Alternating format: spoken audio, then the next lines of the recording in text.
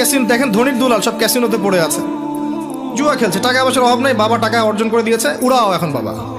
আর যদি একটু পাওয়ার থেকে যায়, সোশ্যাল পাওয়ার বা পলিটিক্যাল পাওয়ার, তাহলে তার কথাই নাই, তার 7 খুন মাফ, যা করবে তাই মাফ। খুন করতে পারে, রিভলভার দিয়ে গুলি করতে পারে, কাউকে তুলে নিয়ে গিয়ে অত্যাচার করতে পারে, অমুক মেয়েকে তুলে ধর্ষণ করতে পারে, সবই করতে পারবে, কেউ কিছু বলতে পারবে না। বাবার ক্ষমতা আছে, তোমার ক্ষমতা খালি একবার মরে কবরও যাও, তারপর দেখবা তোমার ক্ষমতা কাকে বলে। দোয়াটা খুব শক্তিশালী, কিন্তু আমরা অনেকে জানি না কি করে দোয়া করতে হয়। সিনসিয়ার দোয়া ইজ লাইক এ মিসাইল। আপনারা প্রায় পত্রিকায় শুনবেন আমেরিকা অমুক দেশে মিসাইল হামলা করেছে, শুনছেন?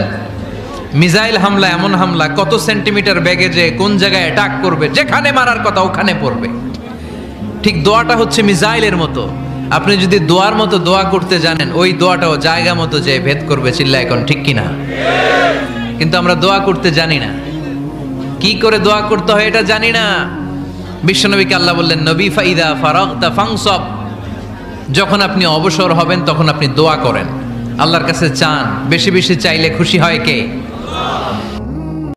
জায়নামাজে কাবা শরীফের ছবি থাকলে নামাজ হবে কিনা? জায়নামাজে, নামাজের মুসল্লাতে যদি কাবা শরীফের ছবি থাকে নামাজ হবে কিনা? এর উত্তর হলো, নামাজ তো হয়ে যাবে, কিন্তু জায়নামাজের মধ্যে খুব বেশি নকশা, খুব বেশি কারুকার্য, এমনকি খোদ কাবা শরীফের ছবিও না থাকাই উত্তম এবং বেটার। জায়নামাজ কেনার সময় প্লেন জায়নামাজ কিনবেন সব সময়। কিরকম জায়নামাজ? প্লেন জায়নামাজ, মানে যেখানে কোনো কারুকার্য নাই, এক কালারের। এটাতে কি হবে জানেন? এটাতে নামাজে মনোযোগ থাকবে। নামাজে মজা চান, স্বাদ চান, অনুভব চান, প্রেম চান, দ্রুত গতিতে নামাজ পড়বেন না, যত স্লোলি পড়া যায়, যত স্লোলি পড়া যায়। আর এটা তো আপনার সৌভাগ্য। কেন জানেন? আপনি যখন নামাজে দাঁড়াচ্ছেন, নবী রাহমাতুল লিল আলামিন বলে, বান্দারা যখন সিজদায় যায় কপালটা তার মাটিতে লাগে না, রবের রহমতের দরবারে গিয়ে লাগে। সুবহানাল্লাহ। আর যে মানুষগুলোকে দিয়ে তাসির হয় তারা তো এখন নাই মাঠে। যে মানুষগুলোর কথা শুনলে মানুষের হৃদয়ের মধ্যে আল্লাহর ভয় জাগে, মিউজিক ছেড়ে দেয়, সুদ ছেড়ে দেয়, হারাম ছেড়ে দেয়, জীবনটাকে আল্লাহর জন্য দেওয়ার মতো প্রত্যয় ব্যক্ত করে, এরা তো নাই আজকে। কার কথা শুনবেন আপনি?